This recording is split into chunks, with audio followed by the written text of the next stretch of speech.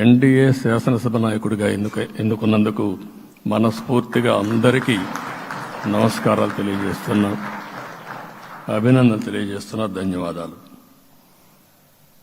ఇప్పుడే మిత్రులు మాట్లాడారు. నేను కూడా చాలా ఎన్నికలు చూశాను. ఈసారి రాష్ట్ర చరిత్రలో ఎప్పుడూ ఇవ్వనటువంటి తీర్పు ఇచ్చారు. ఈ తీర్పు మళ్ళీ నిలబెట్టుకునే బాధ్యత మనందరిపైన ఉంటుంది. అయితే రాష్ట్రంలో ఉండే 5 కోట్ల ప్రజలందరికీ శిరస్సు వంచి పాదాభివందనం చేస్తున్నా. ఈ రాష్ట్రాన్ని కాపాడుకోవడానికి మీరు చూపించిన చొరవ కోసం అందరం కూడా ఒకటి క్యాంపెయిన్ చేశాం. ప్రజలు గెలవాలి, రాష్ట్రం నిలబడాలి. ప్రజలు గెలిచారు. రాష్ట్రాన్ని నిలబెట్టే బాధ్యత ఇక్కడుండే శాసనసభ్యులపైన, మనందరిపైన ఉంది. ఈ విషయం మనం గుర్తుపెట్టుకోవాల్సిన అవసరం ఉంది. ఒక అరాచక పాలన, ఒక విధ్వంసకర పాలన. మామూలుగా ఇది చూస్తే ఈ కూటమి ఏర్పాటు చేసినప్పుడు కూడా నేను ఎప్పుడూ మర్చిపోలేను. ఇప్పుడే పురంధేశ్వరి గారు చెప్పారు, పవన్ కళ్యాణ్ గారు చెప్పారు. 3 పార్టీలు కూడా ఒక అత్యున్నతమైన ఆశయాల కోసం పార్టీలు పెట్టినప్పటికీ ఈరోజు కలయిక కూడా మీరు చూస్తే, ఈ కలయికని చాలా ఎన్నికలు చూశాను కానీ నా చరిత్రలో ఎన్నికలైన తర్వాత కంప్లైంట్స్ ఉండేటివి. ఇక్కడ పలానోళ్ళు సరిగా పనిచేయలేదు, ఇక్కడ ఈ నాయకులు కోఆపరేట్ చేయలేదని. నేను చూసిన మొట్టమొదటి ఎన్నిక, ఈసారి ఎన్నికల్లో మాత్రం 100% 3 పార్టీల నాయకులు, కార్యకర్తలు సమిష్టిగా పనిచేశారు. దానికి కారణం మనం ఒకసారి అన్వేషిస్తే, ప్రజలు మనోభావాలకు అనుగుణంగా మన కార్యకర్తలు కూడా ప్రవర్తించే పరిస్థితికి వచ్చారు. రాష్ట్రంలో ఉండే ప్రతి ఒక్క కార్యకర్తని, 3 పార్టీల తరపున ఉండే ప్రతి ఒక్క కార్యకర్తని, నాయకుడిని మనస్ఫూర్తిగా అభినందిస్తున్నా, ధన్యవాదాలు తెలియజేస్తున్నా, కృతజ్ఞతలు తెలియజేస్తున్నా. మేము చాలా వేవ్స్ చూసాం. 94లో 1 సైడ్ ఎన్నికలు జరిగాయి. అప్పుడు కూడా ఇన్ని సీట్లు రాలా, ఇన్ని ఓట్లు రాలా. ఈరోజు మనం చూస్తే 175 సీట్లకు గాను 164 సీట్లు గెలిచాం. అంటే 11 సీట్లే ఓడిపోయాం.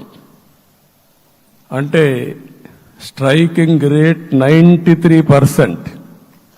అంటే మామూలుగా 93% రావడం అనేది దేశ చరిత్రలోనే అరుదైన అనుభవం ఇది. అలాంటి అనుభవం ఇక్కడ చూపించారు. ఓటింగ్ కూడా 57% ఓట్లు వేశారు. మనకు 50% ఓట్లు వేస్తే ఎక్కువ అనుకుంటాం. అలాంటిది 57% ఆవరేజ్గా ఈ రాష్ట్ర ప్రజానీకం మనల్ని ఆశీర్వదించారంటే మనలో ఎంత బాధ్యత పెరిగిందో మనం ఒక్కసారి గుర్తుపెట్టుకోవాల్సిన అవసరం ఉంది. జిల్లాల వారీగా, పార్లమెంట్ల వారీగా విశ్లేషిస్తే శ్రీకాకుళం క్లీన్ స్వీప్ 7కు 7 గెలిచాం. విజయనగరం అన్నీ గెలిచాం. అరకు 2-3 ఎన్నికల్లో మనం గెలవకుండా ఈసారి ఎన్డీఏ అభ్యర్థులు చూస్తే 7కు 5 గెలిచాం. మన దురదృష్టం పార్లమెంట్ పోయింది. అక్కడి నుంచి వైజాగ్ 7కు 7 గెలిచాం. అనకాపల్లి 7కు 7 గెలిచాం. దెన్ తూర్పుగోదావరి, కాకినాడ, అమలాపురం, రాజమండ్రి, నరసాపురం, పక్కన వస్తే ఏలూరు, మచిలీపట్నం, కృష్ణా, గుంటూరు, నరసరావుపేట, బాపట్ల అన్స్టాపబుల్ 7కు 7 గెలిచాం. అక్కడి నుంచి ఒక్క ఒంగోలులో బ్రేక్ పడింది, ఒక 2 సీట్లు పోయినాయి. అక్కడి నుంచి నెల్లూరు 7కు 7 గెలిచాం, తిరుపతి 7కు 7 గెలిచాం. కానీ దురదృష్టం పార్లమెంటు పోగొట్టుకున్నాం. చిత్తూరు ఎప్పుడు ఇన్ని సీట్లు గెలవాలి, 7కు 7 గెలిచాం. అక్కడి నుంచి రాజంపేటలో 7కు 4 గెలిచాం, 3 సీట్లు పోగొట్టుకున్నాం, పార్లమెంట్ పోయింది. అక్కడి నుంచి మీరు చూస్తే చరిత్రలో ఎప్పుడూ గెలవని విధంగా కడపలో 7కు 5 గెలిచాం మనం. ఆ తర్వాత అనంతపురకు వస్తే క్లీన్ స్వీప్ 7కు 7 గెలిచాం, హిందూపూర్లో 7కు 7 గెలిచాం, నంద్యాల ఎప్పుడూ ఊహించని విధంగా 7కు 7 గెలిచాం. ఆ తర్వాత కర్నూలుకు వస్తే 7కు 5 గెలిచాం. నేను ఈ 11 మందిని కూడా అదే మారిగా జనసేన మిత్రులు పవన్ కళ్యాణ్ గారు 21 సీట్లు తీసుకొని 21 గెలిచాడు.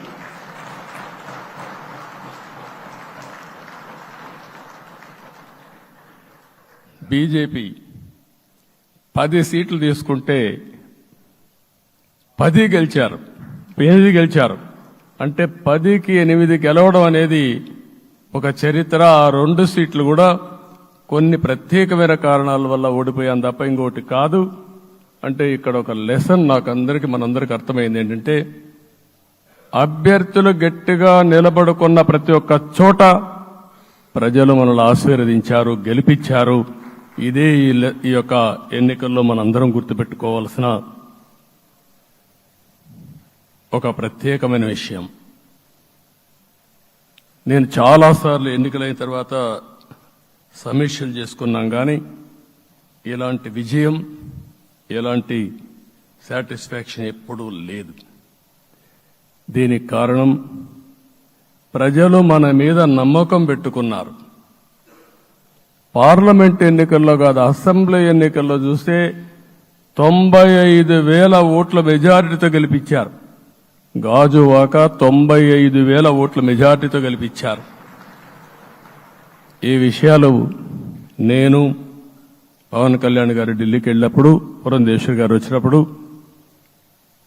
ఈ రాష్ట్రంలో ఇచ్చిన మ్యాండేట్ వల్ల ఢిల్లీలో మమ్మల్ని అందరూ గౌరవించే పరిస్థితికి వచ్చారు. మీ గెలుపు వల్ల ఈరోజు ఆంధ్రప్రదేశ్ రాష్ట్ర ప్రతిష్ట పెరిగింది, గౌరవం పెరిగింది. మనకు కూడా గౌరవం పెంచుకునే పరిస్థితికి వచ్చాం. అయితే ఇక్కడ ఒక విషయం మనం గుర్తుపెట్టుకోవాల్సింది, ఎంపిక చేసినప్పుడు అన్ని విషయాలు మేము కూలంకుషంగా ఆలోచించాం. ఏ సీటు ఏ అభ్యర్థులు ఏ పార్టీ తీసుకుంటే గెలుస్తారో ఆలోచించాం. ఒకసారి అవి నేను చాలాసార్లు చూసినప్పుడు సీట్ల ఎంపికలో చాలా సమస్యలు వచ్చేటివి. మొట్టమొదటిసారిగా మొన్న ఎంపికల్లో కూడా చిన్న చిన్న సమస్యలు తప్ప ఎక్కడ పెద్ద సమస్యలు రాలేదు. అంటే మేమందరం కూడా ఒకటి ఆలోచించాం, గెలిపే ధ్యేయంగా పనిచేయాలి. కాబట్టి ఏ సీట్లో ఎవరు సీట్ ఇస్తే వాళ్ళు గెలుస్తారో ఆ సీట్లే ఇచ్చాం. అదే సమయంలో సీట్లు ఇచ్చిన తర్వాత ప్రతి ఒక్కరూ గౌరవించి గెలిపించే బాధ్యతకు వచ్చారు. ఇంకొక పక్కన ఈరోజు మిమ్మల్ని అందరినీ ఇప్పుడే పవన్ కళ్యాణ్ గారు చెప్పినట్టు వారి యొక్క సమయ స్ఫూర్తిని నేను ఎప్పుడూ మర్చిపోలేను.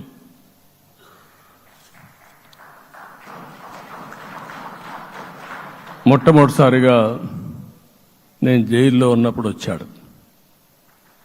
వచ్చినప్పుడు నన్ను పరామర్శించాడు. బయట వచ్చి ఈ రాష్ట్రం అంత మునుపు చెప్పినా, అంత మునుపు అనేక సందర్భాల్లో ప్రభుత్వ వ్యతిరేక ఓటు చేయకూడదని చెప్పారు.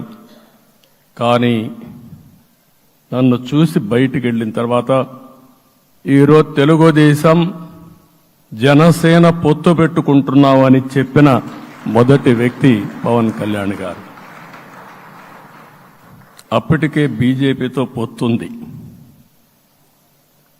అయితే ఒక మాట చెప్పాడు, బీజేపీతో పొత్తుంది, బీజేపీ, తెలుగుదేశం, జనసేన 3 పార్టీలు కలిసి పోటీ చేస్తామని కూడా చెప్పి మళ్ళీ ఆ ప్రయత్నం చేసి కడాన రాష్ట్ర ప్రయోజనాల దృష్ట్యా బీజేపీ, తెలుగుదేశం, జనసేన పొత్తు పెట్టుకున్నాం.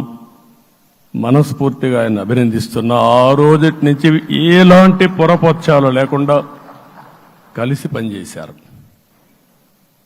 మాకు కొన్ని అనుమానాలు ఉండేటివి. ఓటు ట్రాన్స్ఫర్ అవుతుందా లేదా, ఓటు ట్రాన్స్ఫర్ కాకపోతే ఎక్కడన్నా సీట్లు నష్టపోతామని. అందుకే మీరు ఒకసారి చూస్తే ఎన్నికలు మొత్తం సెట్ అయింది, నామినేషన్స్ వేసాం, ముందుకెళ్ళాం. అదే సమయంలో మొట్టమొదటిసారిగా కొవ్వూరులో 3 పార్టీల నాయకులు కలిసి, నేను, పవన్ కళ్యాణ్ గారు, పురంధేశ్వరి గారు, ముగ్గురం కలిసి ఫస్ట్ మీటింగ్ అడ్రస్ చేశాం. అక్కడి నుంచి 6 జిల్లాల్లో మేమిద్దరం కలిసి తిరిగాం. బీజేపీ నాయకులు కలిసి వచ్చారు. ఆ తర్వాత మొట్టమొదటిసారిగా అమిత్ షా గారు ఏదైతే అనంతపూర్లో ధర్మవరం కాన్స్టిట్యున్సీకి వచ్చారు. నేను మొన్న నేషనల్ మీటింగ్లో కూడా చెప్పాను. ఆయన వచ్చినప్పుడు చాలా స్పష్టంగా ఎందుకు మేము పొత్తు పెట్టుకున్నామనే విషయాలు చెప్తూ ఈ ప్రభుత్వ అవినీతిని ఎండగట్టారు, సూటిగా మాట్లాడారు. ఆ ఒక్క మీటింగ్తో రాష్ట్రం మొత్తం ఒక నమ్మకం వచ్చింది. బీజేపీ కూడా పూర్తిగా ఈ కూటమిని సపోర్ట్ చేస్తున్నారనే కాకుండా ఈ రాష్ట్రానికి ఏ అవసరం ఉందో చెప్పగలిగారు. అది అయిన తర్వాత ప్రధానమంత్రి గారు వచ్చారు. మొట్టమొదటి మీటింగ్ మీరు చూస్తే ఇక్కడనే రాజమండ్రిలో పెట్టారు. రాజమండ్రిలో స్పష్టత ఇచ్చారు, దేని అనకాపల్లిలో స్పష్టత ఇచ్చారు.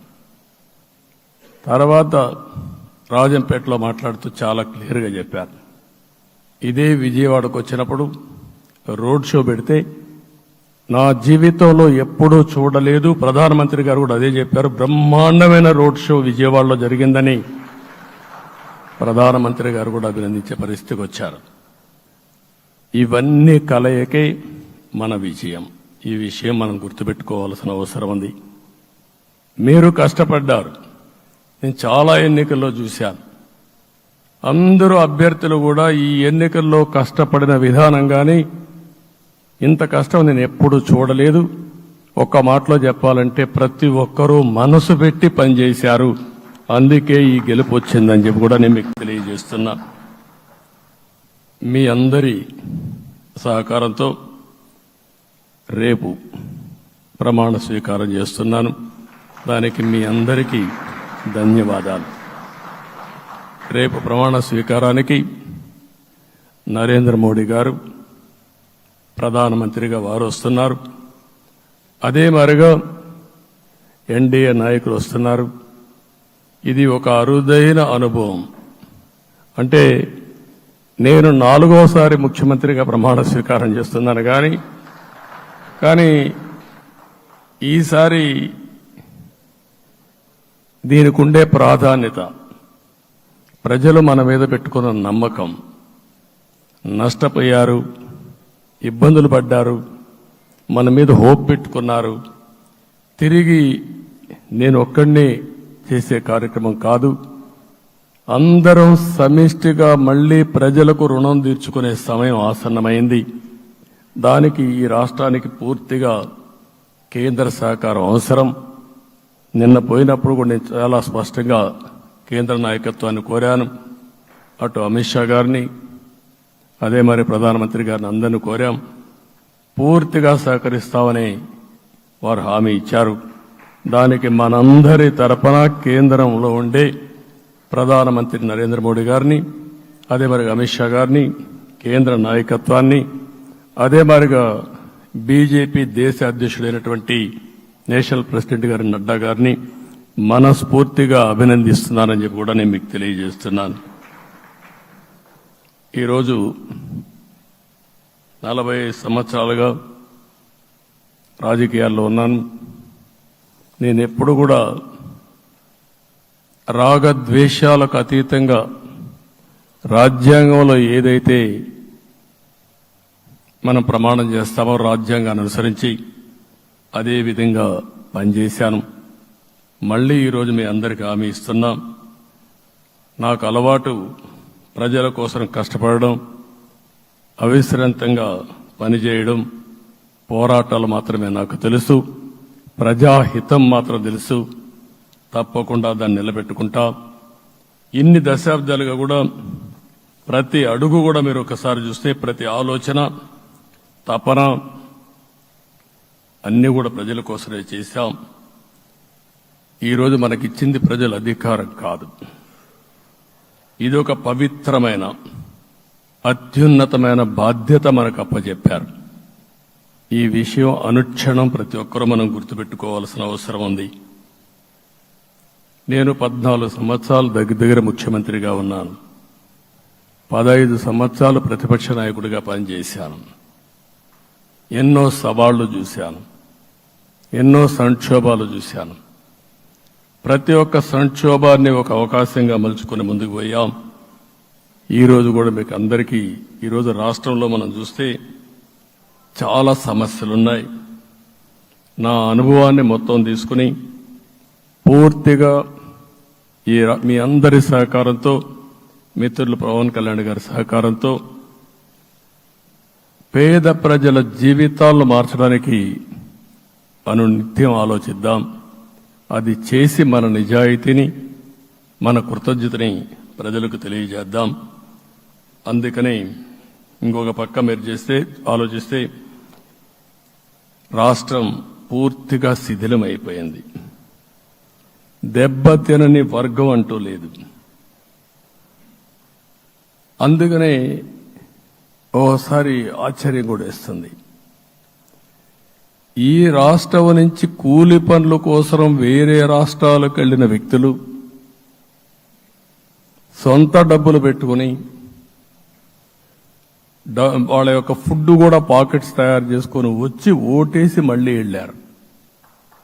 ఇది ఊహించని పరిణామం. ఇక్కడుండేవాడు ఓటేయడం ఒక ఎత్తైతే, పేదవాడు చిన్న చిన్న పనులు చేసుకునేవాడు కూడా వచ్చి ఓటేశారు. ఎక్కడో అమెరికా, ఆస్ట్రేలియా, ఆఫ్రికా, విదేశాల్లో ఉండే ఎన్ఆర్ఐస్ అయితే లక్షల రూపాయలు ఖర్చు పెట్టుకొని వచ్చి పనిచేశారు.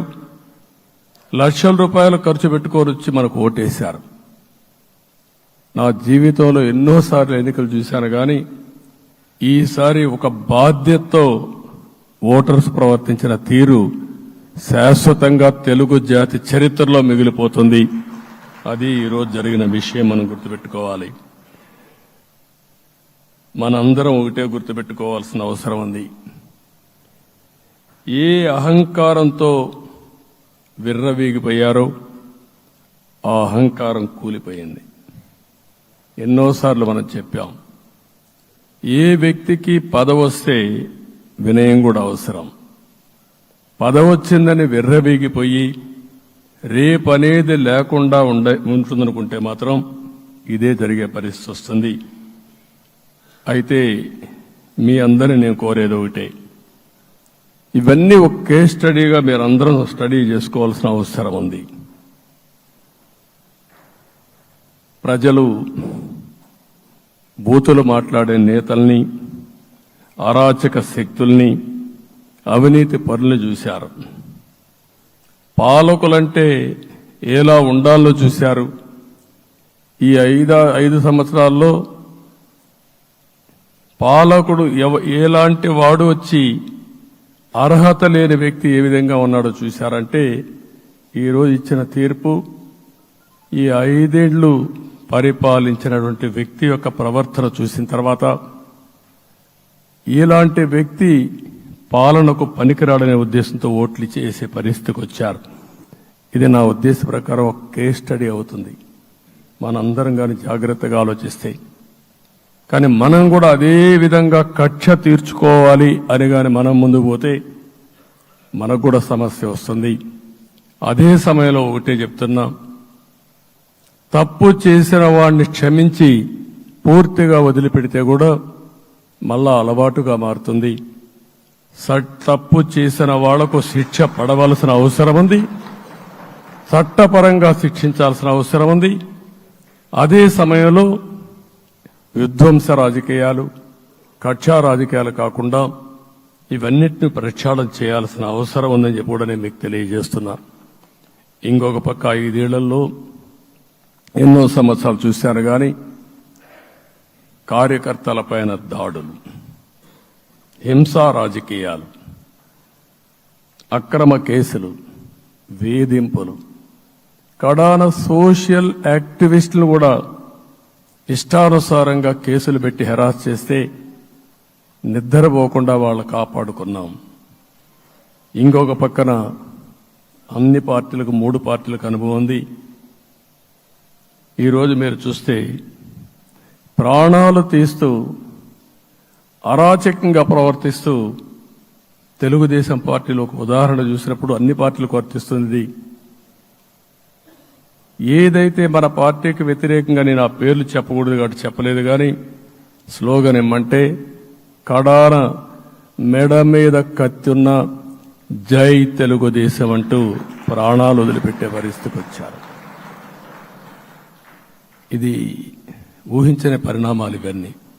ఇప్పుడు కూడా కళ్ల ముందర తిరిగే పరిస్థితి వస్తుంది.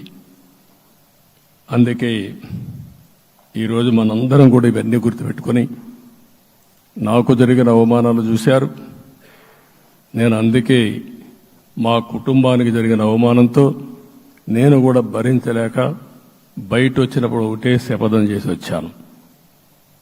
ఆ శపథం ఇది గౌరవ సభ కాదు, ఇది కౌరవ సభ. ప్రజాక్షేత్రంలో గెలిచి మళ్లీ ఈ సభను గౌరవ సభగా చేసి అడుగు పెడతానని చెప్పి శపథం చేసి బయట వచ్చాను. ఓసారి ఇవన్నీ చరిత్ర. ఆ శపథాన్ని ప్రజలు గౌరవించారు. గౌరవించిన ప్రజల్ని నిలబెట్టే బాధ్యత మనందరిపైన ఉంది. సభను కూడా ఎన్నోసార్లు పవన్ కళ్యాణ్ గారు చెప్పారు, భవిష్యత్తులో ఆంధ్రప్రదేశ్ శాసనసభని ఒక గౌరవ సభగా చేసి ప్రజా సమస్యల్ని చర్చిస్తామని చాలా స్పష్టంగా చెప్పారు. అలాంటి బ్రహ్మాండమైన వాతావరణం క్రియేట్ అవుతుంది. దానికి ఒక శాసనసభాపక్ష నాయకుడిగా నేను హామీ ఇస్తున్నా. మళ్లీ ఈ సభను గౌరవ సభగా, ఈరోజు మన పరిపాలన ప్రజా పరిపాలన, ప్రజాప్రభుత్వంగా మనం ముందుకు పోవాల్సిన అవసరం ఉంది. ముందుకు పోతామని చెప్పి కూడా నేను మీకు తెలియజేస్తున్నా. ఇంకా కిందికి డెప్త్కి వెళ్తే గవర్నమెంట్లో ఏముందో ఇప్పటికి తెలియదు, ఎంత అప్పు ఉందో తెలియదు, ఎక్కడెక్కడ తెచ్చారో తెలియదు. ఇవన్నీ కూడా డెప్త్కి వెళ్ళినప్పుడు ఎన్ని లక్షల కోట్ల అప్పు ఉంది, ఏదేది తాకట్టు పెట్టారు, ఆర్థిక వ్యవస్థ ఏ విధంగా చిన్నాభిన్నం అయిపోయింది, ఇవన్నీ కూడా అధ్యయనం చేసుకోవాల్సిన అవసరం ఉంది. ఇరిగేషన్ రంగాన్ని పూర్తిగా నిర్వీర్యం చేశారు. రాష్ట్రానికి అతి ముఖ్యమైన ప్రాజెక్టు పోలవరం. కేంద్రం క్లియర్గా పోలవరానికి సహకరించారు.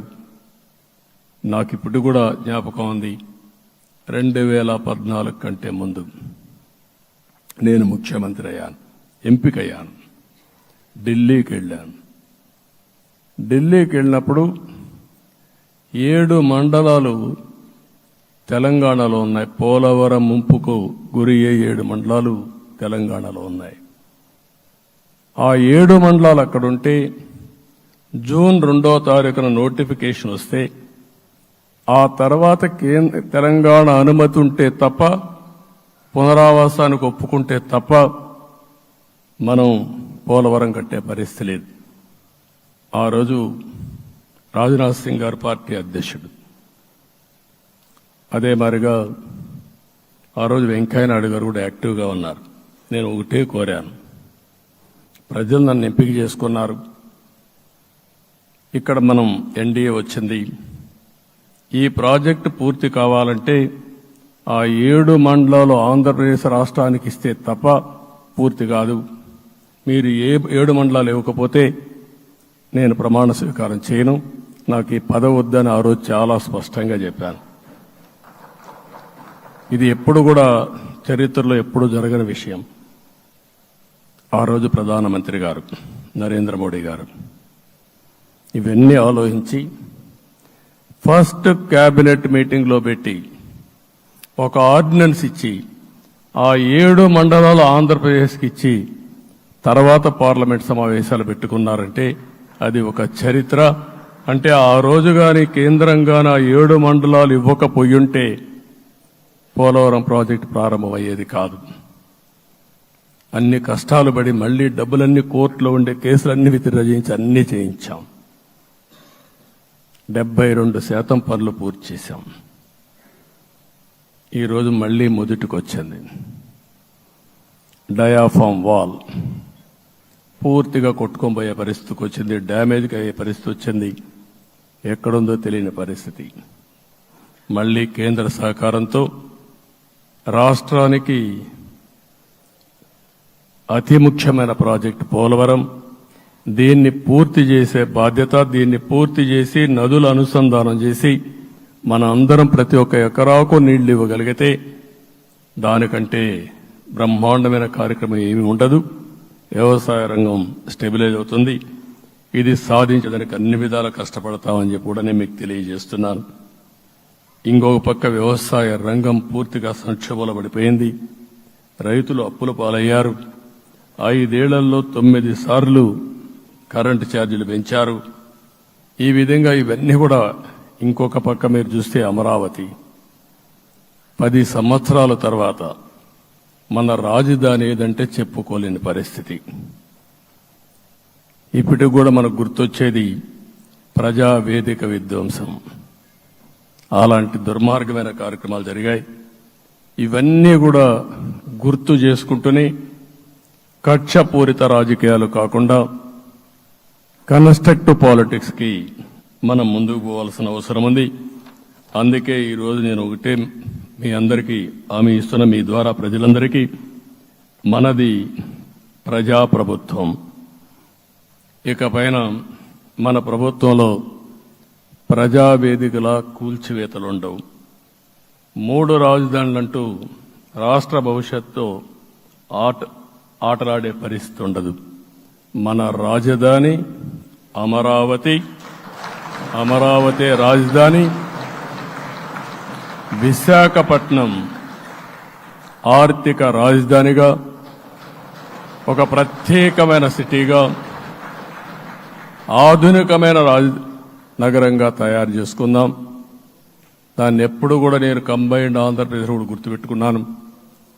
విశాఖపట్నం అటు జనసేనకు, తెలుగుదేశానికి, బీజేపీకి ముగ్గురు కూడా చాలా ముఖ్యమైన నగరం ఇది. ఎందుకు నేను ఈ మాట అంటున్నానంటే, లాస్ట్ ఎలక్షన్లో 2014లో హరిబాబు అక్కడ ఎంపీగా గెలిచారు. తర్వాత విడిపోయిన తర్వాత 2014లో మళ్లీ మనం పోటీ చేసినప్పుడు చేశాం. 2019లో 4 అసెంబ్లీ సీట్లు గెలిపించిన ఏకైక నగరం విశాఖపట్నం తెలుగుదేశం పార్టీకి. అదే మాదిరిగా ప్రజల్లో గణనీయమైనటువంటి అభిమానం జనసేన అధినేత పవన్ కళ్యాణ్ గారి పైన ఉంది. ఈ 3 కలిపి నిన్న ఒక సునామీ మారిగా వచ్చింది. అక్కడ ఒక్కొక్క సీట్లో మీరు చూస్తే 90,000, 90,000, 70,000, 80,000 మెజారిటీ గెలిపించారంటే ఈ ఆనాటి ముఖ్యమంత్రి విశాఖపట్నాన్ని రాజధానిగా చేస్తాను, ఎన్నికలవుతానే అక్కడే ప్రమాణ స్వీకారం చేస్తానంటే నువ్వు రావద్దు అని ప్రజా తీర్పిచ్చిన రాజధాని నగరం విశాఖ నగరం. అంటే ఎలాంటి టెంప్టేషన్ కూడా లొంగలేదు వాళ్ళు.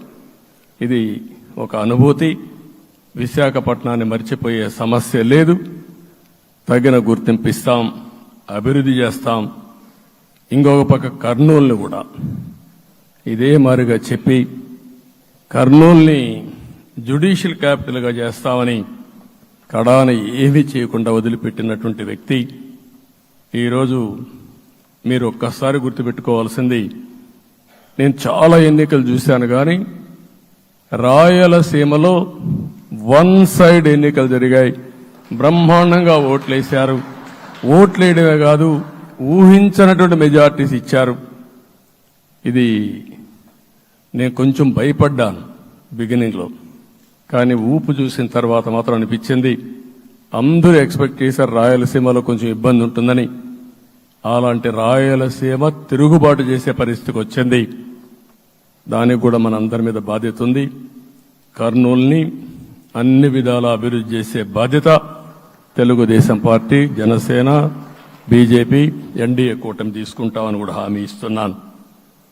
ఈ 3 సిటీలే కాకుండా మొత్తం అన్ని జిల్లాల్ని సమభావంతో ఆలోచించి మనం ముందుకెళ్దాం. ఇంకొక పక్క మనలో ఏ కోశాన కూడా అహంకారం ఉండకూడదు, అరాచకం అనేది ఎక్కడా కనిపించకూడదు. ఈ రాష్ట్రంలో అశాంతికి చోటు అనేది లేకుండా ముందుకు పోవాల్సిన అవసరం ఉంది. రాష్ట్ర ప్రజలందరికీ హామీ ఇస్తున్నా, సీఎం వస్తున్నాడంటే చెట్లు కొట్టేయడం, లేకపోతే రోడ్లు మూసేయడం, షాపులు బంద్ చేయడం, పరదాలు కట్టుకోవడం అవన్నీ ఉండవు. సీఎం కూడా ఒక మామూలు మనిషిగానే వస్తా, అందరితో కలిసి ఉంటాం. నేను సీఎంగా ఉన్నా, మా మిత్రుడు పవన్ కళ్యాణ్ గారు ఏ హోదాలో ఉన్నది కూడా రేపు అనౌన్స్ చేసుకుంటాం. మేమందరం కూడా సామాన్యమైన వ్యక్తులుగానే వస్తాం మీ దగ్గరికి, మీలో ఒక వ్యక్తిగా ఉంటాం. మాకు హోదా సేవ కోసరం తప్ప పెత్తనం కోసరం కాదు. ఆ విషయం ప్రజలందరికీ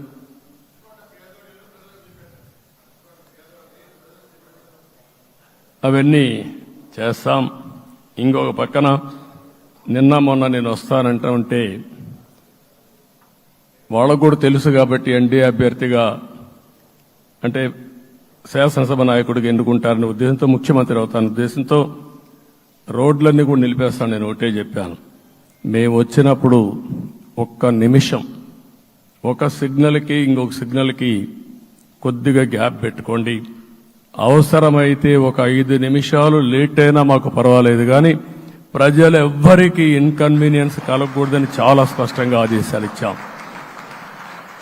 కాబట్టి అవన్నీ మనం చేద్దాం. ఇంకొక పక్కన దాడులు చేసి బాధితులపైనే కేసులు పెట్టే పరిస్థితి ఉండదు ఈ రోజు నుంచి. అది కూడా మనం చూశాం. ఏ ఒక్కరి ఆత్మగౌరవానికి భంగం కలగదు. ఒక పాజిటివ్ గవర్నెన్స్ అన్ని చోట్ల కనపడుస్తుంది. ప్రజాహితం కోసమే పనిచేస్తాం. ప్రతి నిర్ణయం, ప్రతి అడుగు ప్రజల కోసమే ఉంటుంది. స్టేట్ ఫస్ట్ అనే నినాదంతో ముందుకు పోతాం. ఈరోజు మేము ముగ్గురం కూడా ఢిల్లీలో వెళ్ళినప్పుడు కూడా మా ఆలోచన ఈ రాష్ట్రం ముందుండాలనే ఉద్దేశంతోనే ముందుకు పోయాం. అదే సమయంలో ఈరోజు మన రాష్ట్రానికి కూడా సముచితమైన గౌరవం. 3 మంత్రులు కేంద్రంలో మన వాళ్ళు ఉండే పరిస్థితికి వచ్చారు. ఒక పక్కన రామ్మోహన్ నాయుడు శ్రీకాకుళం ఎంపీ, ఆయన కేంద్రంలో మంత్రి పదవి, కేబినెట్ పదవి వచ్చింది. ఇంకొక పక్కన పెంబసాని చంద్రశేఖర్కి స్టేట్ మినిస్టర్గా ఎంఓఎస్ కింద ఇచ్చారు. మూడోది కూడా ఒక సామాన్యమైన కార్యకర్త Srinivasa Varma, Narasapur MP, BJP MP, ఈరోజు కేంద్రంలో మంత్రి స్థానం వచ్చింది. ఓసారి బీజేపీలో కూడా ఇది ఒక ప్రత్యేకత. ఆయన ఎంపీ ఇచ్చినప్పుడు నాకే ఆశ్చర్యం వేసింది. ఒక మామూలు వ్యక్తి ఎంపీ ఇచ్చారు. అప్పుడు ఆలోచించినప్పుడు నేను ఫస్ట్ మీటింగ్ పోతే వచ్చాడు. వచ్చినప్పుడు నేను ఎంక్వైరీ చేస్తే ఆయన స్ట్రాంగ్గా పార్టీ కోసం పనిచేశాడు. ఒక పార్టీ కార్యకర్తను గుర్తించిన పార్టీ భారతీయ జనతా పార్టీ. అది కూడా తెలుగుదేశంలో కూడా చేస్తున్నాం, జనసేనలో కూడా చేస్తున్నాం. వారి యొక్క ప్రత్యేకత. ఈరోజు నిన్న కూడా మనం అందరం చూస్తే మోదీ గారు మొన్నే మీటింగ్ అయినప్పుడు చూశాం, ఆయన స్పీచ్ను కూడా చూశాం. నేను కూడా చాలా స్పష్టంగా చెప్పాను, 10 సంవత్సరాల మోడీ గారి పరిపాలన దేశ ప్రతిష్ట పెంచింది. ప్రపంచంలోనే భారతీయులకు గుర్తింపు వచ్చింది. 11వ స్థానంలో ఉన్న ఆర్థిక వ్యవస్థ ఈరోజు 5వ స్థానానికి తీసుకొచ్చారు.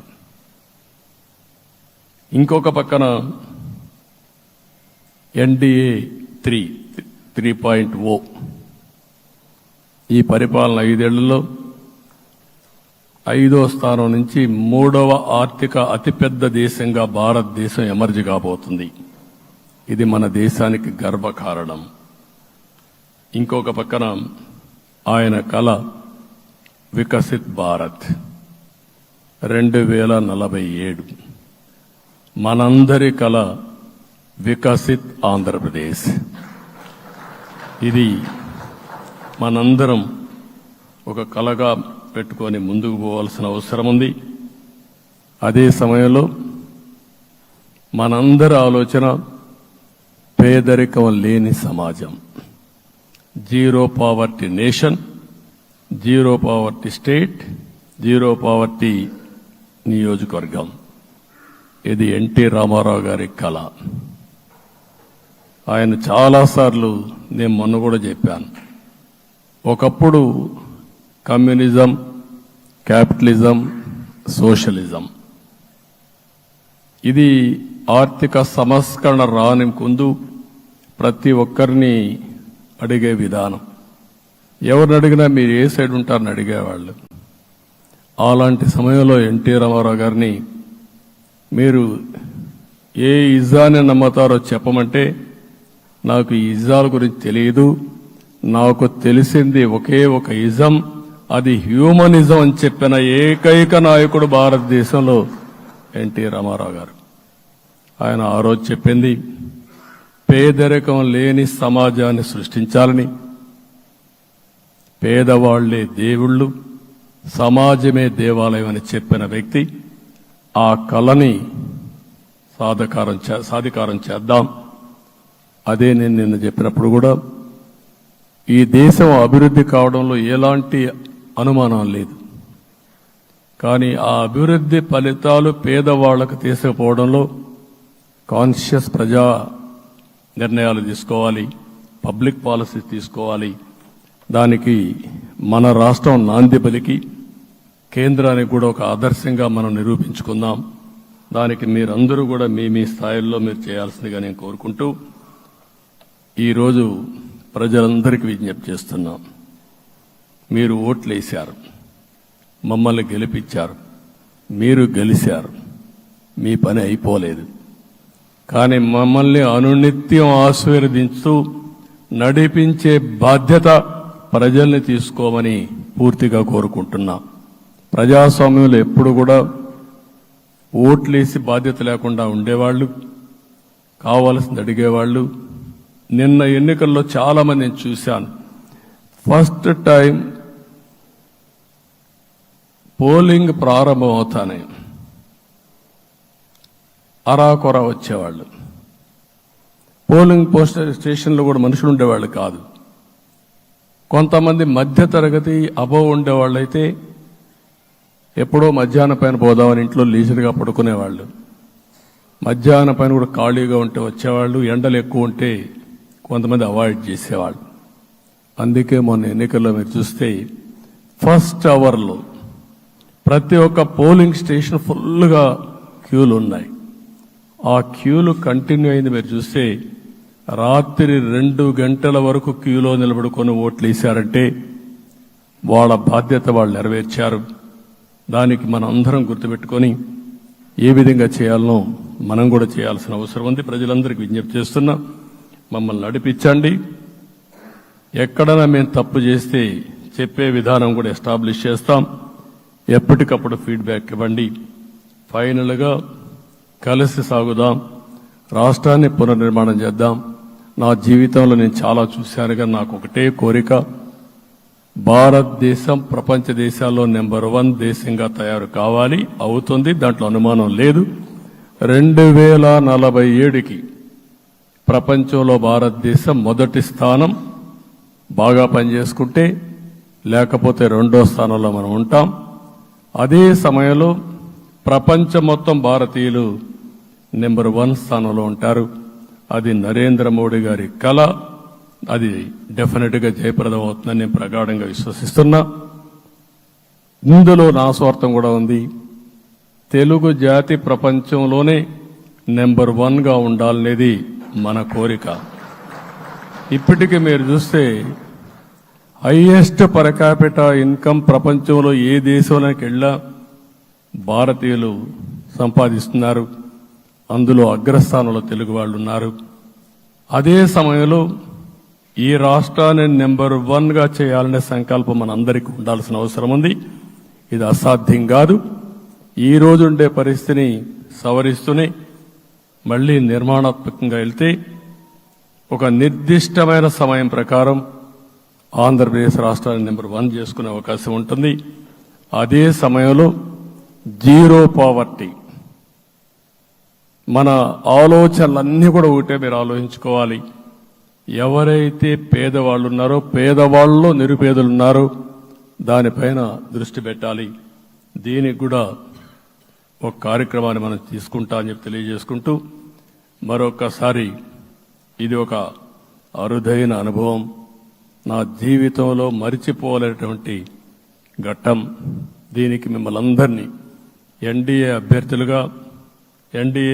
అభ్యర్థిగా ముఖ్యమంత్రిగా నన్ను ఎంపిక చేసిన ఎన్డీఏ ఎమ్మెల్యేలందరినీ పేరు పేరున మనస్ఫూర్తిగా అభినందిస్తూ మరొకసారి బాధ్యత ఈ రోజు నుంచి ఇంకా ఎక్కువైంది. నిన్నటి వరకు ఈ రాష్ట్రంలో ప్రతి ఒక్కరికి నిద్ర లేని రాత్రులే. నా ఒక్కడికే కాదు. ఇప్పుడు తలుసుకుంటే ఓసారి బాధేస్తుంది. ఆ బాధపడిన రోజులు చూసుకుంటే ఒక వ్యక్తిని జైల్లో పెట్టినప్పుడు నాకు 40 రోజుల నుంచి 90 రోజులు 100 రోజులు పట్టేది మళ్ళా బయట తేవాలంటే. మళ్ళా జైల్లో ఏం చేస్తారో తెలియదు.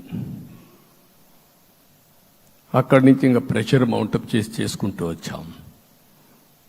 ఆ త్యాగం చేసిన రోజులను ఒకసారి గుర్తుపెట్టుకుంటూ సఫర్ అయిన ప్రతి ఒక్కరిని, పార్టీ కార్యకర్తలనే కాకుండా ప్రజలను కూడా గుర్తుపెట్టుకొని, సోషల్ యాక్టివిస్టులు గుర్తుపెట్టుకొని ఈ రాష్ట్ర పునర్నిర్మాణం కోసం ముందుకు పోదామని తెలియజేసుకుంటూ మరొకసారి మీ అందరికీ మనస్ఫూర్తిగా అభినందనలు తెలియజేసుకుంటూ నన్ను పూర్తిగా బలపరిచినటువంటి మిత్రుడు పవన్ కళ్యాణ్ గారికి, అదే మాదిరిగా బీజేపీ నాయకత్వానికి, పురంధేశ్వరి గారు ఇక్కడ నేను చూశాను.